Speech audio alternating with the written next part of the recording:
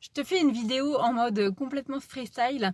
Peut-être tu as déjà entendu des entrepreneurs dire non mais moi clairement quand je me suis lancée j'avais pas de plan B, fallait absolument que ça marche et d'ailleurs c'est pour ça que j'ai réussi parce que c'était soit ça ou soit enfin en gros il n'y avait pas d'autre option et toi du coup si tu es salarié et que tu as envie de lancer ton activité et tu te dis ok moi je vais faire pareil, effectivement je vais me donner à fond et je vais réussir.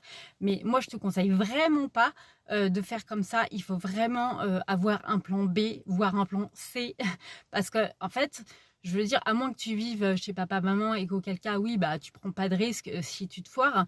Mais clairement, c'est pas parce que tu te donnes à fond que tu vas réussir. En fait, je veux dire, c'est pas le travail, la quantité de travail n'est pas corrélée, je veux dire. Au résultat. Et c'est normal en fait, tu es débutant donc tu vas forcément faire des erreurs. Au début tu vas tâtonner, tu vas pas trop savoir quelle stratégie choisir, etc., quel angle d'attaque. Donc en fait c'est normal qu'au début tu n'aies pas les résultats que tu espères, même si tu bosses comme un acharné. Donc effectivement qu'il faut un plan B, voire un plan C.